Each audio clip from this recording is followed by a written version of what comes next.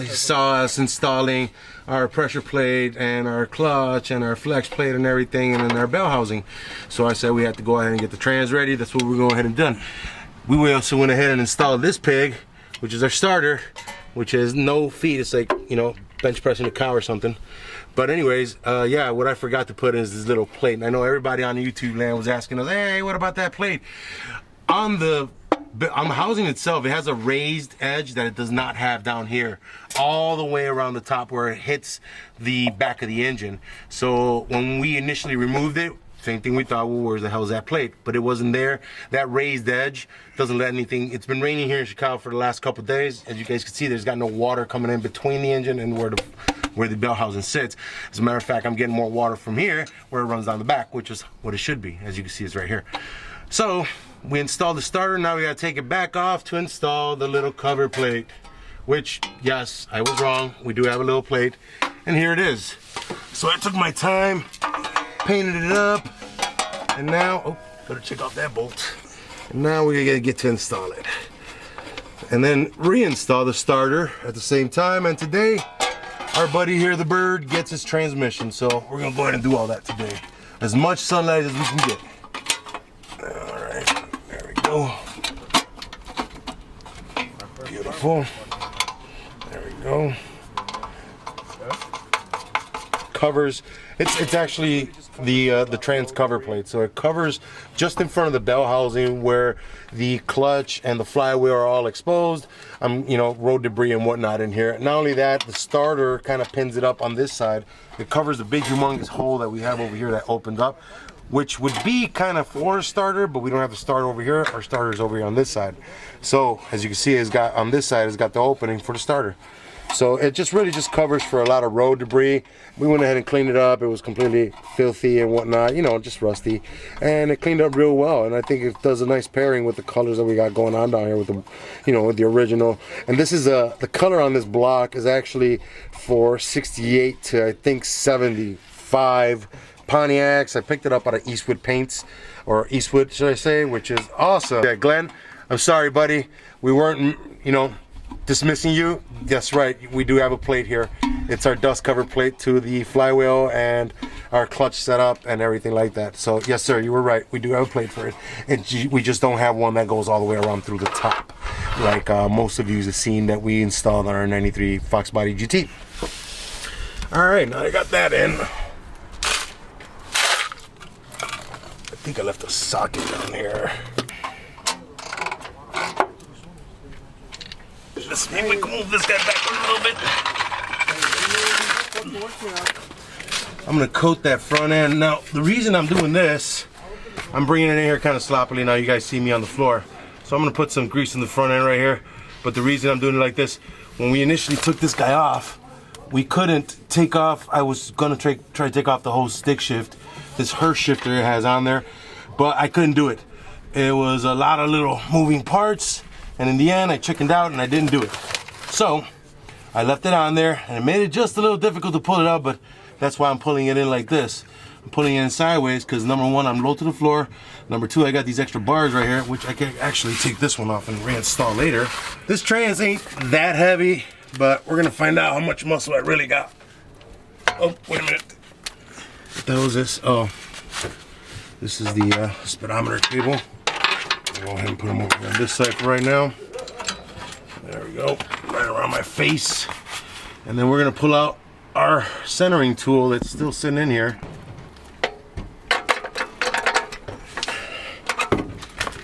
Well, what I will need, see the,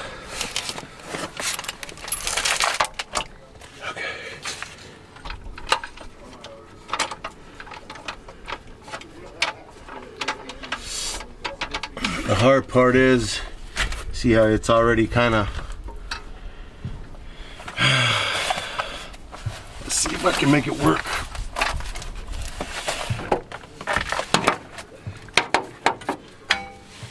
That's right, yeah. Bring it in more. Bring in some more. Hold on. Damn mount. No, Now let's take it down. I think I'm gonna have to go bring another jack to get the car up higher, or what am I doing? Yeah, I think I'm gonna have to get another jack in here to get the car up higher, or see if I can bring down the engine, tip it back more so it hangs. So maybe let me see if I could do that. We tried, and then we looked at it, we were like, man, this thing's gonna be a mess. But it's still a mess, and it was still kind of a pain in the ass because there's bolts back down here, there's a bolt right in the middle here, and in order to get that, you gotta take this whole thing off. I was just like, well, we're just gonna go ahead and leave it. That's why we left it, and now it seems to be biting me in the ass, but we'll make it work.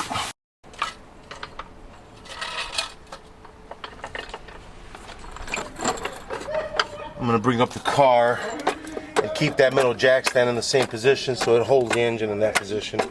So as the car goes up, the engine will pitch down on me.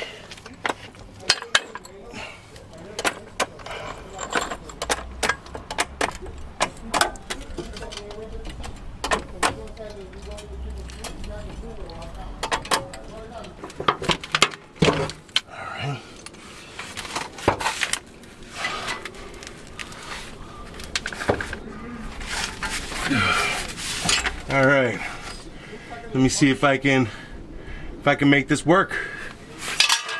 Oops.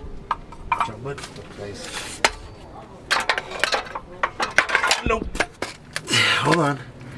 My throwout bearing fell out of place.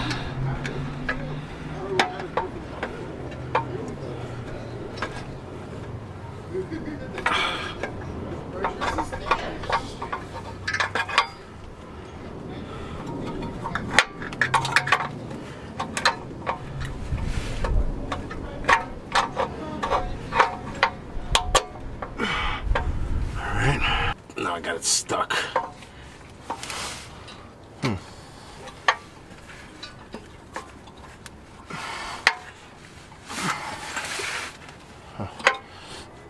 I guess I need a screwdriver.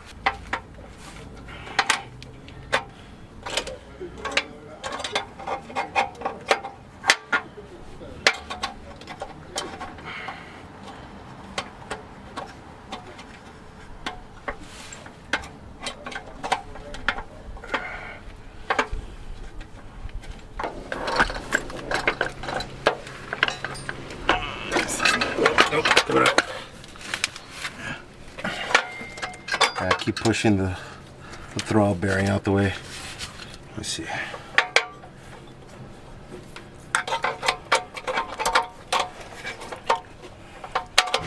Okay, it's on there.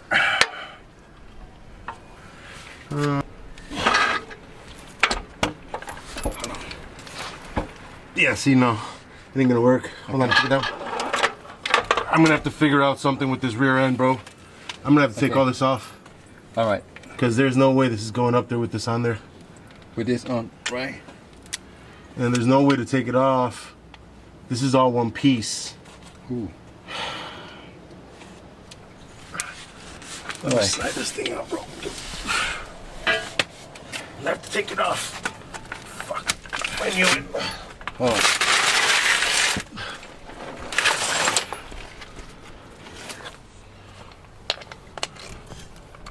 See if this does anything.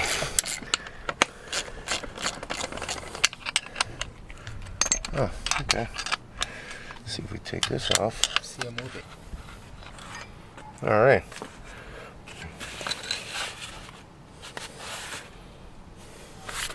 Let's see. I'll take these guys off. So you just moving the up shift. Yeah, I'm just gonna take off all the shifters. And try again. And it goes, hopefully, here, along with all these beady pins and all these little. All right.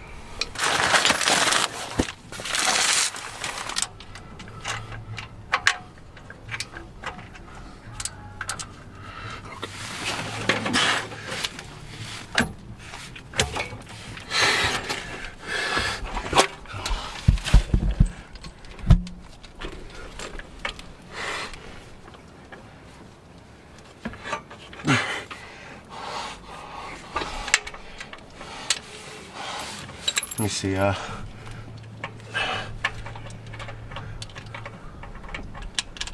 Let's see. Let's put the jack on the back end of it. All right, hold on. Not too much, because then it binds me up at the top of the engine. All right. Yeah. See, right now it's binding. All right.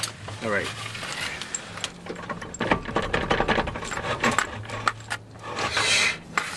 There's this side. Okay, so.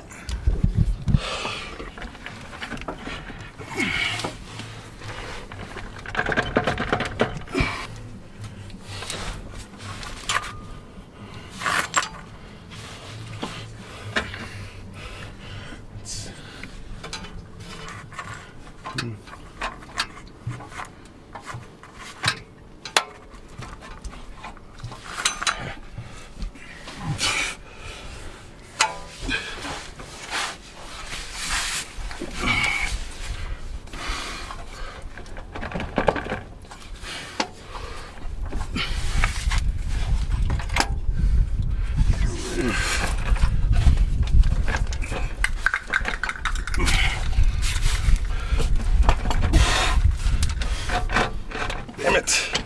Come on, buddy. She's right there. Why are you fighting me?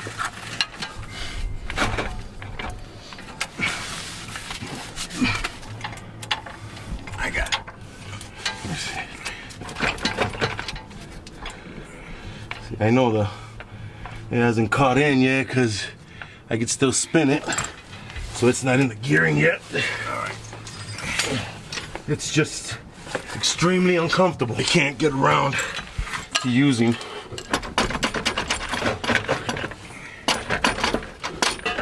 I'm not finding the center.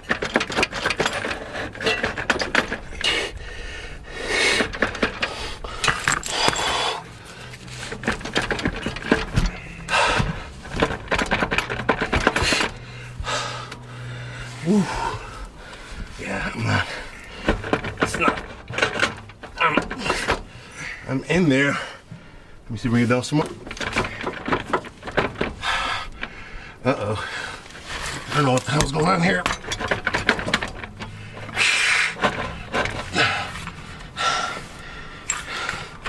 Always a fight, huh? Never could go easy. Nope. All right.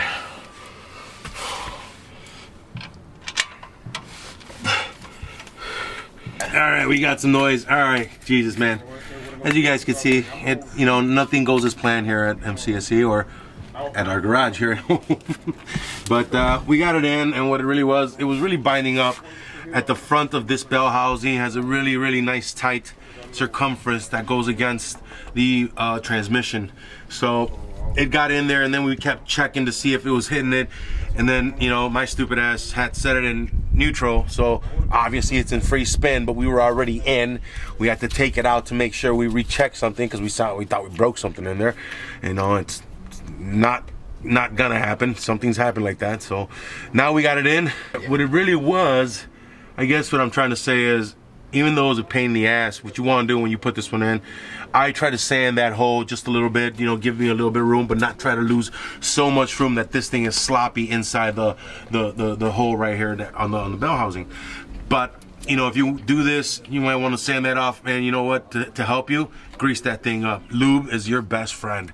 So what we ended up doing, we got it up there, we used our jack, and our good cameraman here, Mano Negra, gave us a hell of a hand, man, because one thing is for sure, you don't want to install transmissions by yourself or an IRS.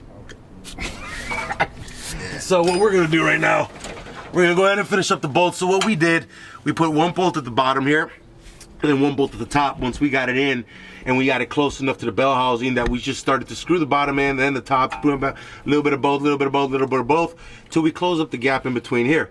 So now we got that in, we could go ahead and snug up the rest of them and be on our way to finishing this bad boy up. Go into the flywheel, the clutch. So once we do that, boom, you're in. But I had it in free spin, which gave me a problem because I thought I was gonna hit the engine and it wasn't gonna spin for me anymore. And so I was already in, not knowing that I was already in, and I took it out. So I'm sorry. This thing turned a little longer than I thought, but we got it in, and we're just gonna button it up and get the cross member in here. We got the new motor mount, so we're gonna go ahead and do all that good stuff. But for right now, we're gonna go ahead and put these screws on it, which are the 4 for the bell housing. These are 3/4 screws.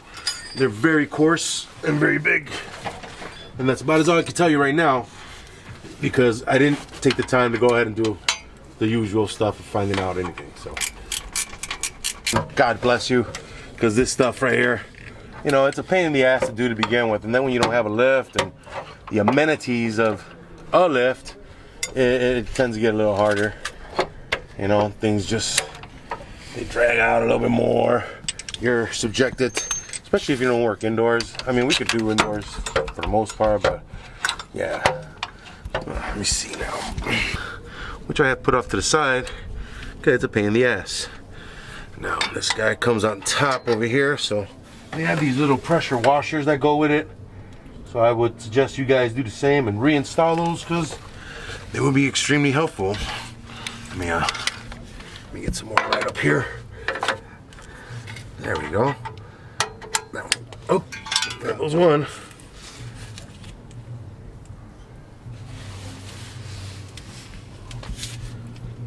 There you are.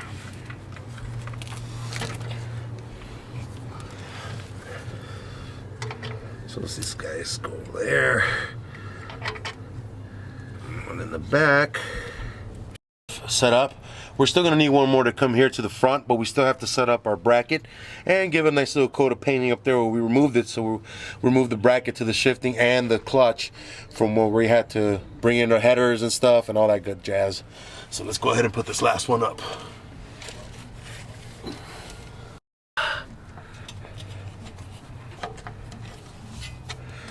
Uh-oh, I think I dropped one.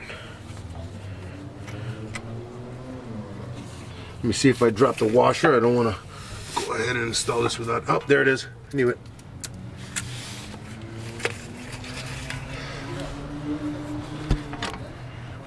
Let me see now. So I'm going to install my pressure washer. And the reason I say it's pressure washer is because it's got a bend on it. And it's pretty flimsy, but it gives it enough pressure so it doesn't bore out. And I'm dropping everything in my face. Go. And now, locate the little hole on here.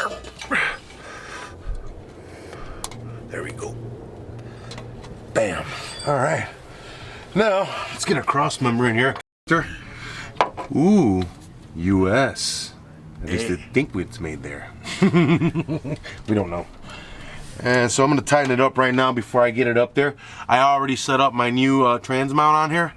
And we got our cross member ready to rock and roll. We painted that up. We gave it some Port 15 love. As you guys could see, we got some Port 15. Unfortunately, we didn't do the whole car with Port 15 because we want to get it back to Mr. Rubin. And he obviously has ways to go because he still needs body work and all that other good stuff. But right now, my initial job when we first got here was to just do the engine. And I did the engine. And now I had to do the floors. And now I have to do everything else because you know what? It's what happens. You know, when you open up these old cars, man, it's a can of worms. So, you know, be careful, guys. If you guys want to find out who your true friends are, go ahead, get an antique car and try working on it with them. You'll find out you'll be left alone real fast. No matter how much pizza and beer you buy. All right. I'm going to get one of the bigger... jack stands, get a 2x4 in here just to hold it up that high for me because I'm going to take off this trans mount.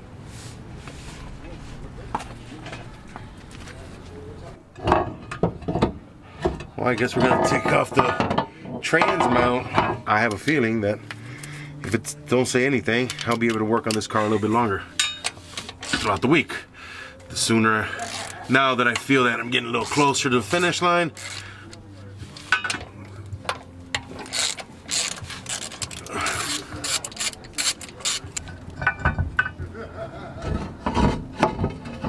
oh, would you look at that? Would you look at what I'm doing here, guys? All right. I had two screws. I had all the screws for it, like for the cross member, but I got two right now. I think the other two are lost in the infinite void of my pocket, and I have to look for them. And so what I'm gonna do, I'm gonna set up the trans mount real quick. I'm gonna button these guys down, but first, let's see if we can match up some holes here. All right, I can see it here, and I'm probably gonna go over there, check that out. First, let's get this trans mount on it.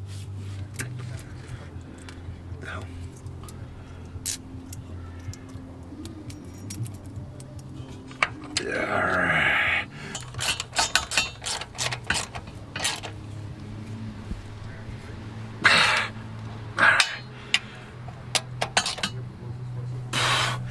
Alright.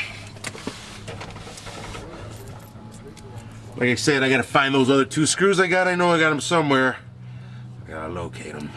But for right now, I'm gonna drop one on one side and one on the other.